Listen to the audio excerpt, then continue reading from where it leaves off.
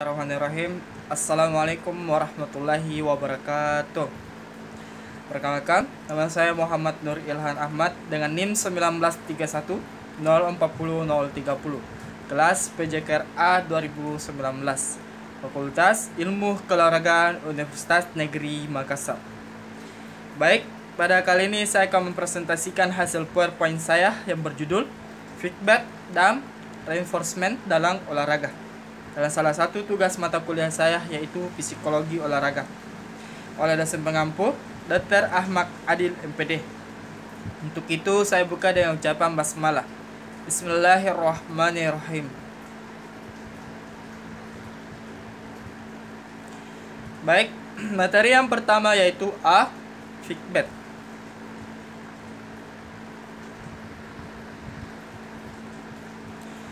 Feedback adalah perilaku guru untuk membantu setiap siswa yang mengalami kesulitan belajar secara individu dengan cara menanggapi hasil kerja siswa sehingga lebih menguasai materi yang disampaikan oleh guru.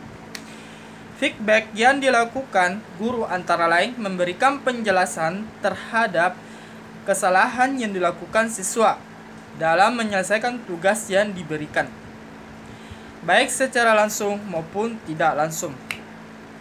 Dengan kata lain, feedback adalah koreksi terhadap jawaban-jawaban atas respons siswa dalam mengerjakan tes atau latihan. Selain itu, feedback juga merupakan suatu proses dengan hasil atau akibat dari suatu respon untuk mengontrolnya.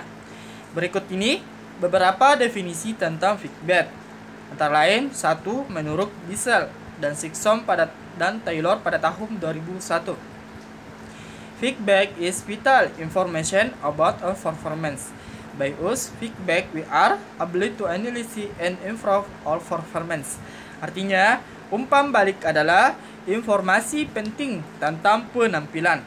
Dengan menggunakan umpan balik, kita bisa menganalisa dan memperbaiki penampilan.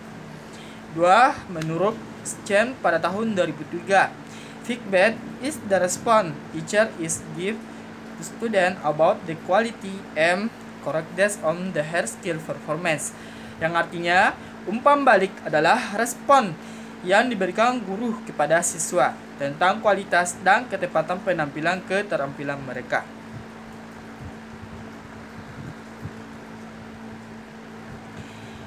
3. Menurut Bissell dan Sixon dan Taylor pada tahun 2004, umpan balik sangat penting untuk pembelajaran keterampilan, akan terasa sangat sulit untuk memperbaiki diri tanpa pengetahuan tentang seberapa baik kita melakukan keterampilan tersebut. 4. Menurut Purwanto pada tahun 2006, umpan balik adalah penghubung akhir dalam suatu mata rantai komunikasi, merupakan tanggapan penerimaan pesan yang memungkinkan pengiring untuk menilai efektivitas suatu pesan.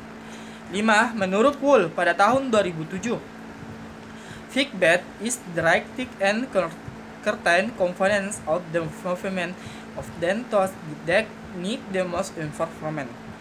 Artinya, umpan balik diarahkan pada komponen gerakan tertentu, seringkali yang membutuhkan perbaikan paling banyak.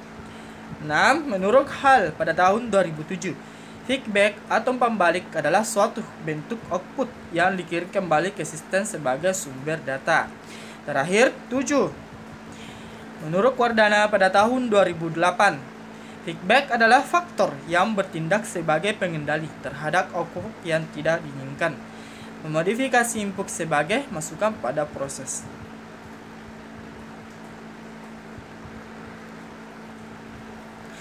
Baik, materi berikutnya yaitu 1. Prinsip-prinsip feedback.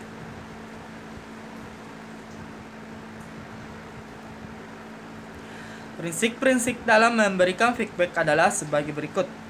A. Feedback harus ditawarkan dan bukan dipaksakan. B. Feedback harus bersifat deskriptif dan bukan evaluatif. C. Feedback harus bersifat spesifik dan berhubungan dengan tingkah laku yang harus diubah. D. Feedback harus menenangkan jenis positif bukan yang negatif. Jika jenis negatif, maka feedback harus diikuti oleh saran-saran positif. Dan F, memberikan feedback harus bertanggung jawab dan feedback harus disesuaikan dengan situasi orang lain. Pemakaian prinsip-prinsip tersebut agar pemberian feedback tidak menimbulkan rasa tidak senang, putus asa, dan menyudutkan posisi siswa. Maka dengan berpegang pada prinsip-prinsip di atas diharapkan pemberian feedback justru menimbulkan motivasi untuk mencapai tujuan, yaitu meningkatkan prestasi belajar dan terjadinya perubahan perilaku yang sesuai dengan harapan guru dan juga masyarakat.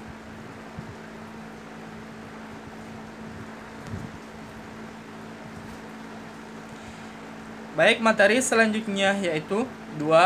Manfaat feedback.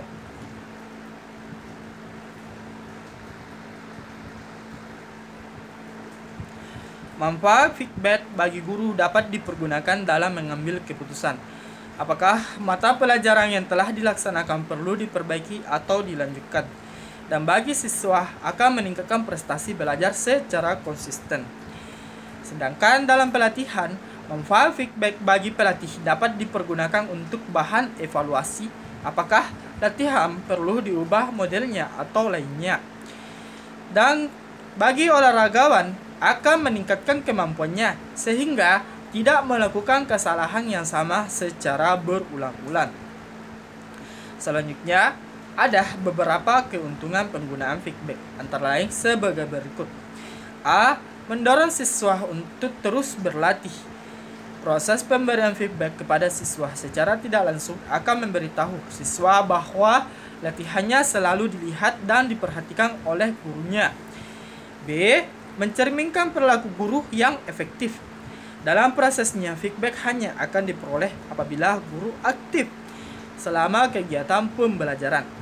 Guru harus selalu memperhatikan siswa, bergerak untuk memantau dan mengamati aktivitas belajar yang dilakukan oleh setiap siswa di sekitar tempat belajar atau berlatih. C. Membantu siswa untuk menilai penampilan atau kemampuan yang tidak bisa dilihat dan dirasakannya sendiri. Dan terakhir, D. Mendorong guru untuk menilai seberapa relevansi antara aspek-aspek pembelajaran dengan tingkat kemampuan siswa dalam menguasai tugas berat atau bahan ajar seperti yang diinginkan oleh gurunya.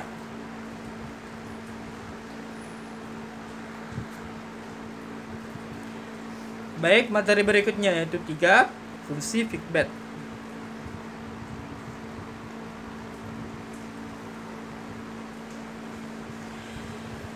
Fungsi feedback yang pertama yaitu A. Intrinsic feedback. Intrinsic feedback berkaitan dengan penilaian terhadap dirinya sendiri tentang sikap, aktivitas, dan atau perilaku yang telah dilakukannya, serta tentang kemampuan yang telah ditunjukkan sudah benar atau belum. Misalnya, dalam melaksanakan tugas gerak, apakah aktivitas yang dilakukan telah sesuai dengan yang diinstruksikan guru?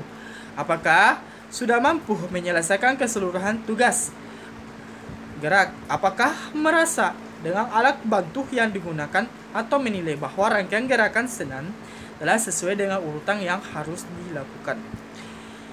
B. Intrinsic feedback. Intrinsic feedback adalah feedback yang berasal dari luar dirinya. Misalnya, koreksi dari guru penjas atau gerakan yang sudah dilakukan. Cemoohan rekan karena dari lingkungan sekitar seperti cuaca yang terlalu panas sehingga mengharuskan sering beristirahat di tempat yang teduh. Feedback dapat diberikan dalam beberapa jenis, misalnya seperti cognitive of result, adjective measure, self monitoring, snack judgment, dan video feedback.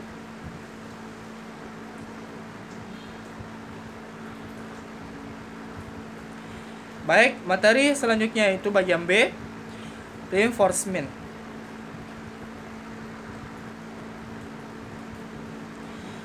Reinforcement mengandung makna menambahkan kekuatan pada sesuatu yang dianggap belum begitu kuat. Makna tersebut ditujukan kepada tingkah laku individu yang perlu diperkuat.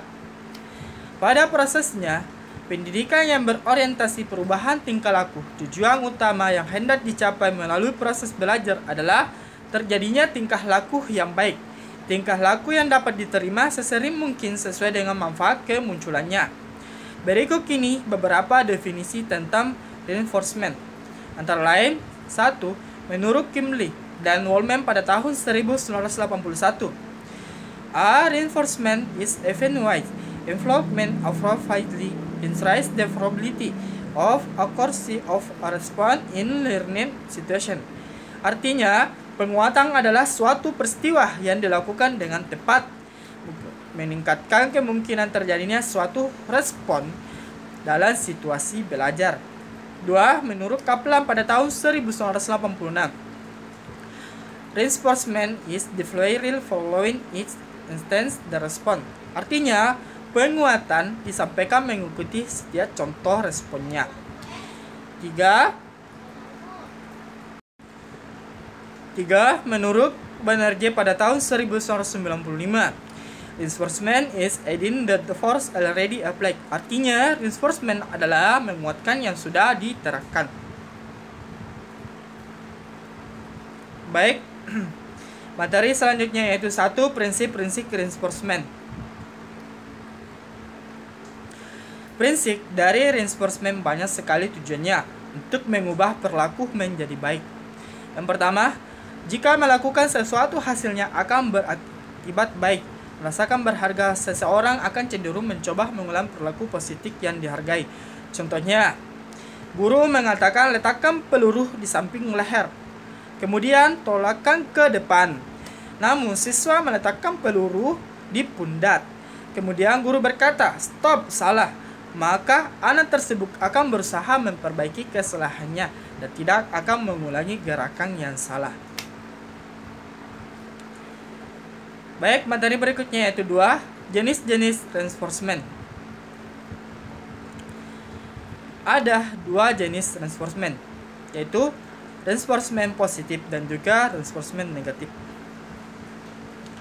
Reinforcement harus diketahui baik disukai maupun tidak disukai seseorang dalam penggunaannya dan memilih reinforcement. Oleh sebab itu, reinforcement terdiri dari A. Reinforcement sosial, B. Reinforcement material, C. Reinforcement kegiatan, dan yang terakhir D. Perjalanan spesial.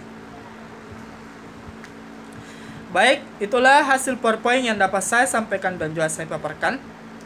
Semoga bermanfaat untuk kita semua. Dan saya tutup dengan ucapan hamdalah. Alhamdulillahirabbil alamin. Kurang dan lebihnya tolong dimaafkan. Wabillahi wa taufiq hidayah. Wassalamualaikum warahmatullahi wabarakatuh. Salam olahraga.